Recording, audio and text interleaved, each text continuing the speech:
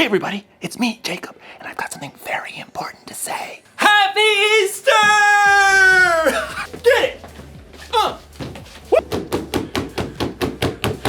Easter is one of my favorite days of the year because one, jelly beans. And most importantly, God pulled off the biggest miracle in history, and he showed the world how to make peace.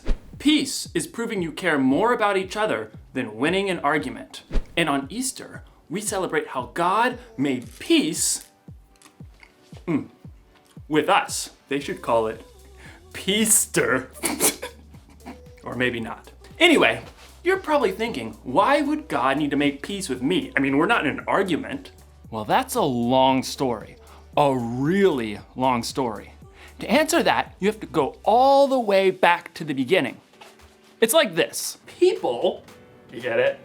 People, beep, beep, beep, beep, beep, beep, beep, beep. People were really close to God. And then something happened, something bad. And it separated God from the people. God's friendship with us was broken, and something had to be done. But don't worry, God had a plan, and you'll find out all about God's plan in today's story, the greatest story ever told. The story of Easter! Woo! Yeah, Easter! Yeah, Easter! Jelly beans! God's plan! The Bible. It's 66 books of history, stories, letters, and poetry that fit together to form God's one big story. The epic adventure of how He created us and loves us so much that He made a way to rescue us. As we travel through the Bible, from Genesis to Revelation, we discover people who met God and found their lives changed forever. Now, for an amazing story. Inspired by the entire Bible. In the beginning, God created a magnificent paradise, and everything in it was good. He created water and land and plants and trees and birds and fish and animals. And then, from the very dust of the earth, God created a man called Adam. He created a woman called Eve. They were the first two people on earth, made in God's image, living peacefully in paradise. Adam and Eve were friends with God, but then they made a terrible choice. God had given Adam and Eve one rule. You must not eat the fruit from the tree of the knowledge of good and evil. If you do, you will certainly die. But the temptation was too great for Adam and Eve. They broke God's rule, and what was once a paradise became a broken world. People started telling lies. It was the woman you put here with me. She made me eat it. Brother fought against brother. No! Selfishness spread through generations.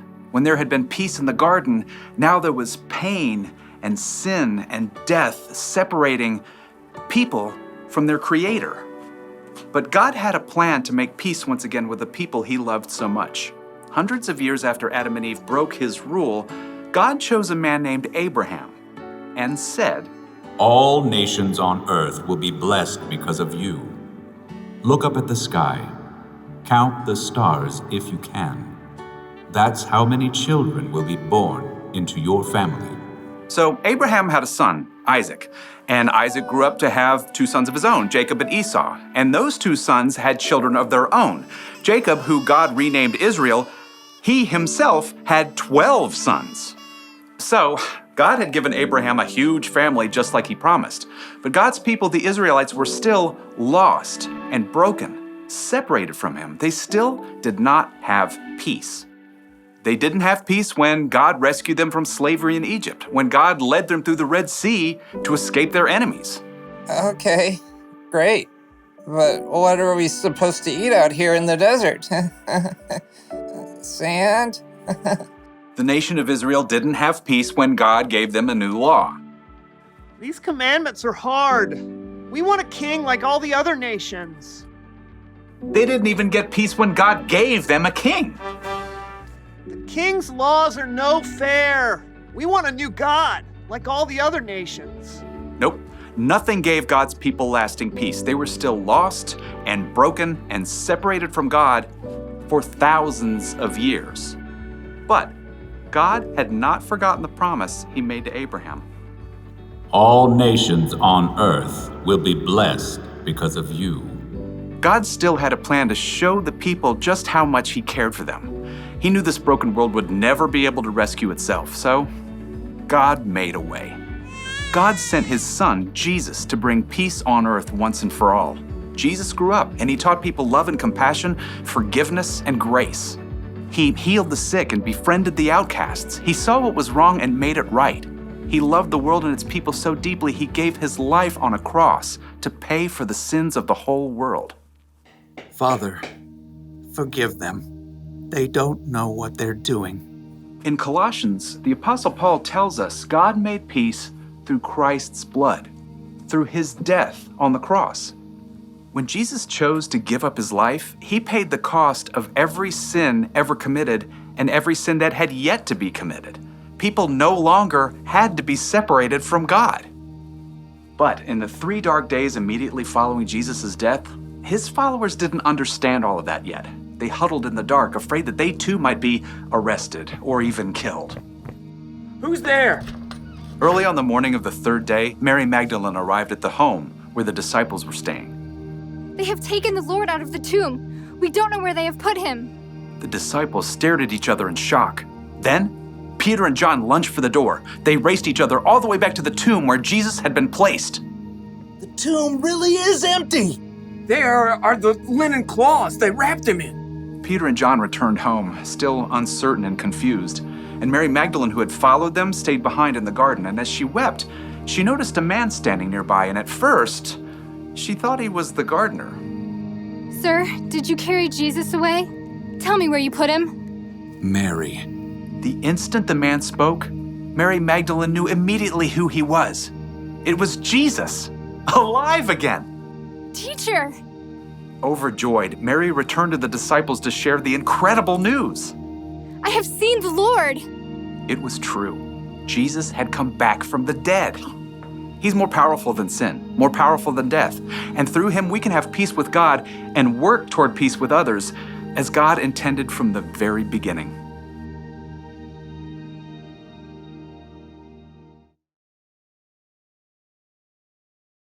So it's like this. All of history, every moment of God's story led up to the life, death, and resurrection of God's Son, Jesus. Sin separated people from God. That was a problem that we couldn't fix. So God sent his Son, Jesus. And after Jesus' death, he beat sin.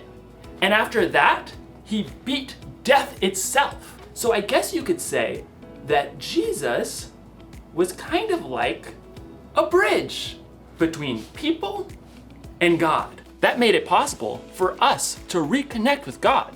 The Apostle Paul once wrote, God was pleased to bring all things back to himself. God made peace through Christ's blood by his death on the cross. Because of Jesus, we can be close to God again. We're at peace. Jesus is alive and he's made a bridge that will last forever. So, here's the one thing to remember today. God made peace with us. Remember that this Easter. Remember that every day. Really think about what Jesus did for you and tell God how grateful you are. And don't just keep it to yourself either. Share the peace of God with others by telling them about Jesus or by loving them like Jesus loves us. I'll see you next time.